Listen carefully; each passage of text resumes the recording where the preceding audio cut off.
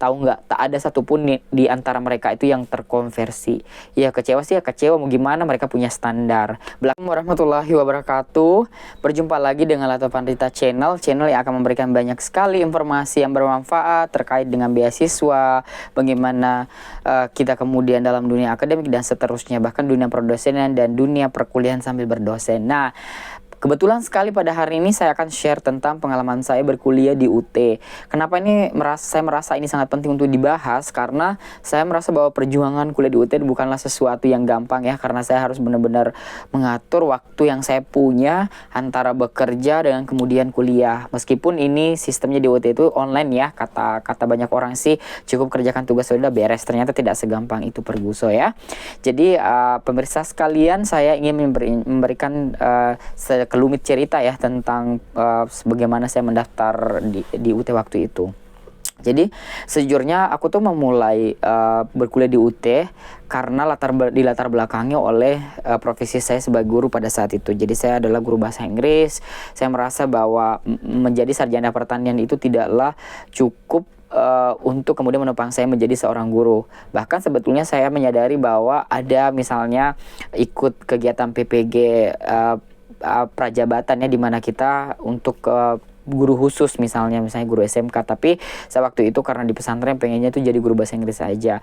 Jadilah kemudian saya menggunakan SK saya gitu loh, yang saat itu kalau seandainya udah ada RPL, saya bisa menggunakan RPL karena memang sudah menjadi guru sejak tahun let's say tahun 2015 ya. Itu kan bisa dipakai SK-nya setiap semester untuk kemudian direkognisi biar nggak terlalu lama-lama kuliah.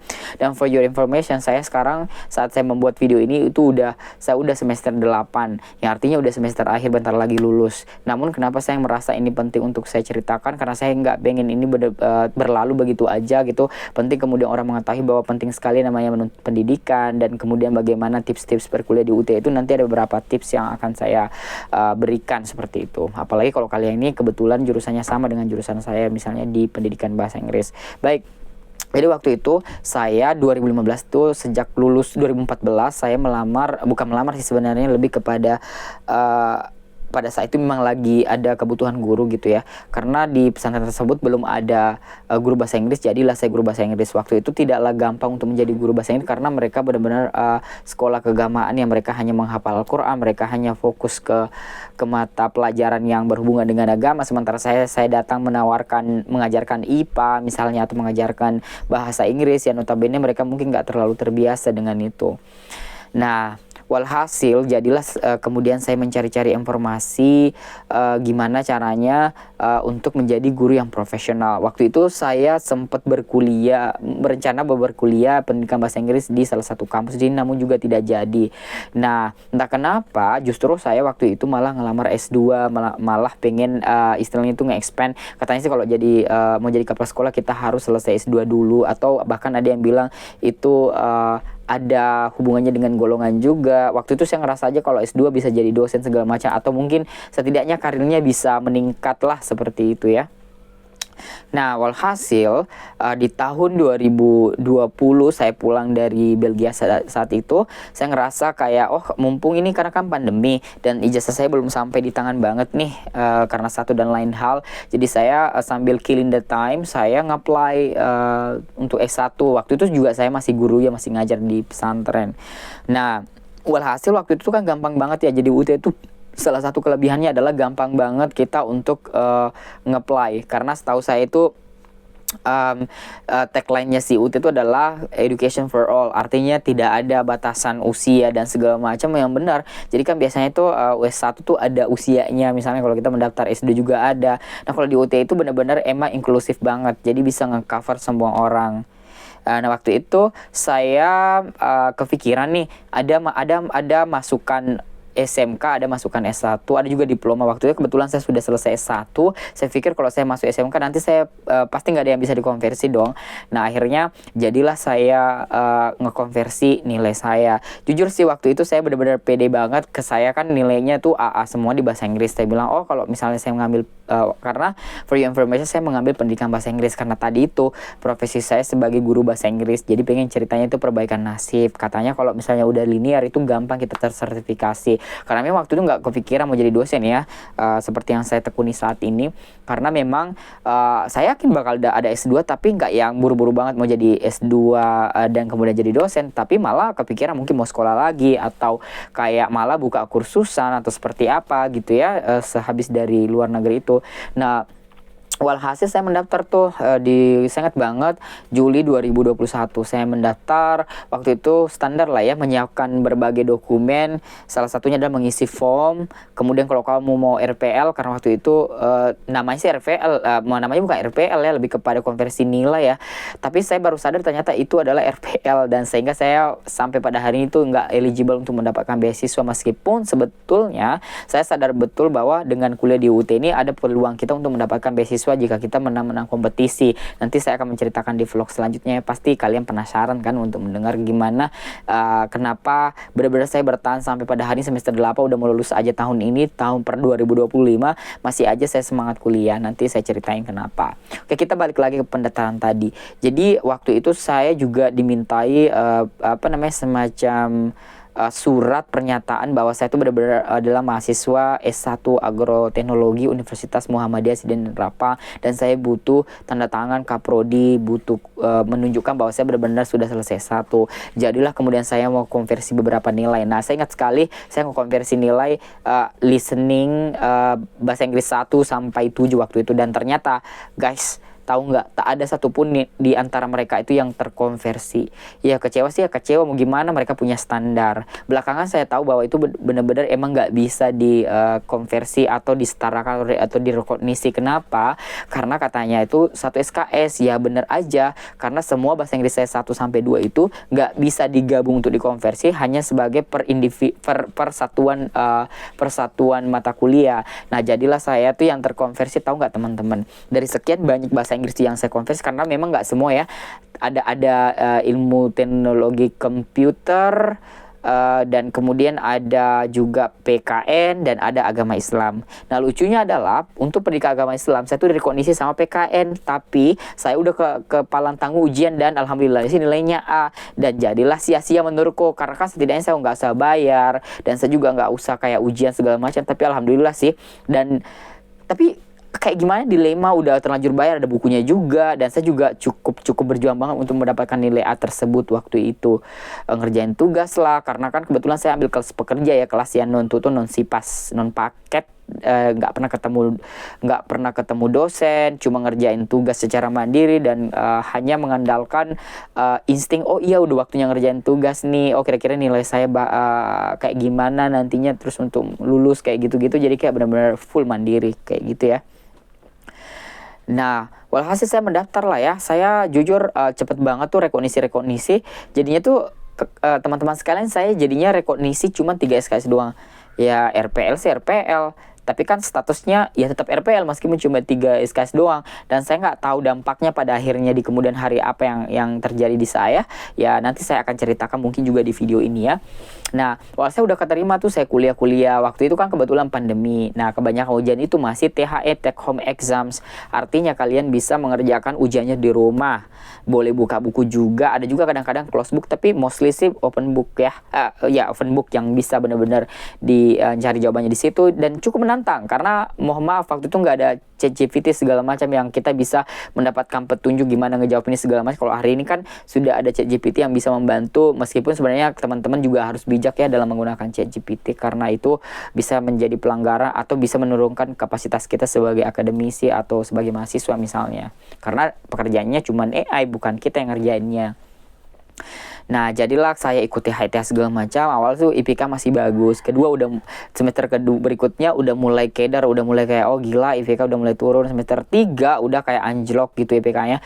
Semester 4 ada satu momen saya benar-benar IPK-nya 2,65. IP semesternya 2,65, dan menyebabkan IPK tadinya saya itu udah gede-gede 38 tuh turun menjadi 3,7. Sekarang itu 3,68 per semester 8. Tapi masih kumlot sih katanya gitu loh, selagi bisa lulus. Saya nggak tahu katanya sih ada syarat bahwa bukan RVL, tapi we'll see lah seperti apa. Yang jelas saya merasa bahwa dengan saya berkuliah di UT ada beberapa hal yang saya jadi terbiasa. Saya terbiasa dengan sistem online yang kata banyak orang dulu tuh tahun 2023 atau 2022 mostly yang lulus CPNS itu adalah dari UT.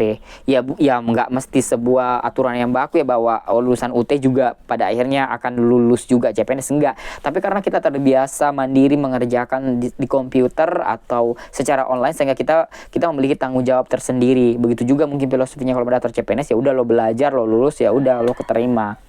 Nah kayak gitu kira-kira.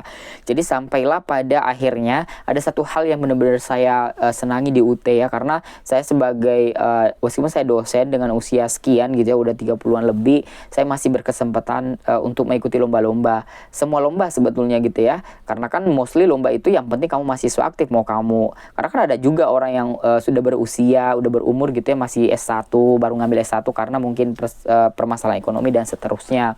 Nah, satu hal yang saya suka adalah kita bisa ikut kompetisi, dan mereka menjanjikan kalau kita ikut kompetisi maka kemudian kita mendapatkan nilai plus, dalam artian kita mendapatkan beasiswa, terutama ketika itu bertaraf nasional bahkan internasional. Jadi itu di UT kalau misalnya kita menang juara satu, misalnya kita mendapatkan juara satu karya tulis nasional dan dihadiri oleh pesertanya itu banyak dari berbagai provinsi atau berbagai universitas di Indonesia baik negeri atau swasta, kita berkesempatan untuk mendapatkan beasiswa 3 semester. Gila, bayangin 3 semester loh.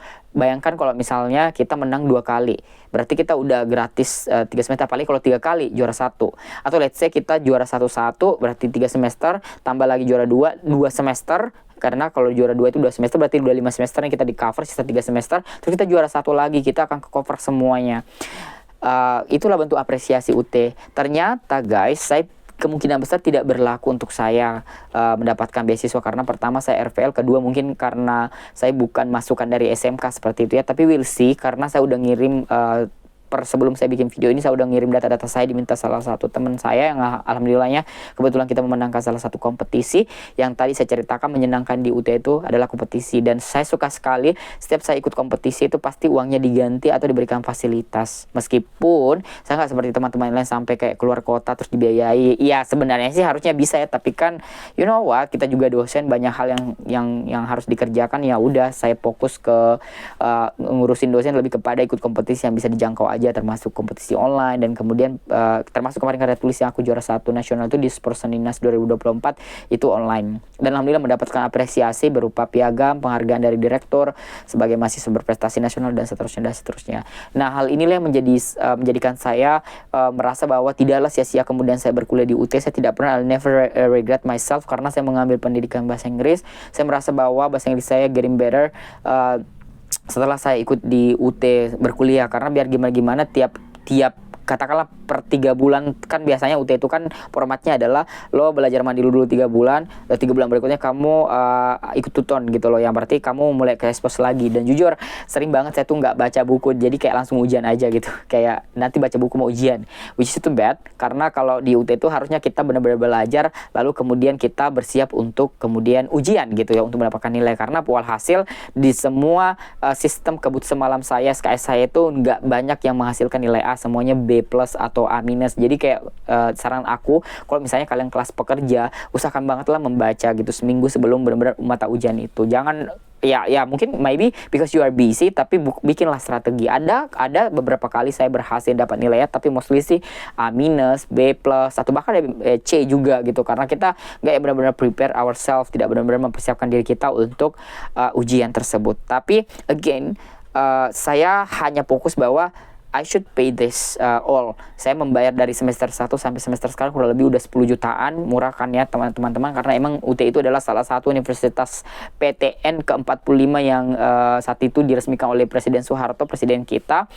Itu benar-benar murah banget ya kawan-kawan. Saya ambil kelas pekerja itu pernah kayak semesternya aku cuma ngambil 10 SKS, karena memang sisa itu yang nggak lulus dari 104. Saya cuma ngebayar 800. Dan you know what, hal di UT itu yang menyenangkan adalah UKT itu kecil banget.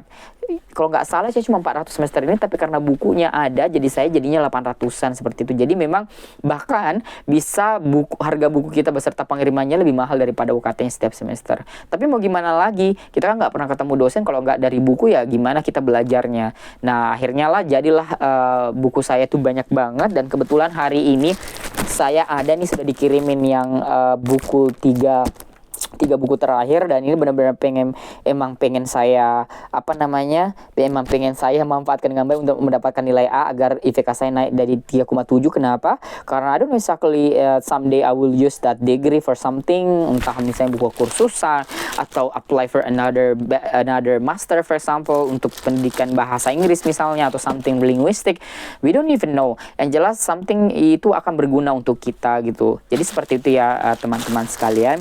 So sebenarnya nanti aku bikinkan video ya untuk unbox ini apa aja sih isinya. Yang jelas ini adalah video pembukaan saya ngebahas tentang UT ya, karena menurutku UT ini adalah something special for me, karena pada akhirnya saya benar-benar, karena memang selama ini saya setiap sekolah nggak mau kalau misalnya berbayar, pengennya tuh beasiswa. Jadi kayak gue mending pilih nganggur-nganggur aja dah daripada gue nggak dapat beasiswa dan sekolah. Apalagi sekarang kan pastinya saya cari S3 dong untuk persiapan dosen saya. Of course saya nggak bakal ngorbanin uang saya, tapi untuk UT sendiri saya benar-benar bela-belain membayar just because I want to get the degree, dan mau ngerasain kuliah di negeri.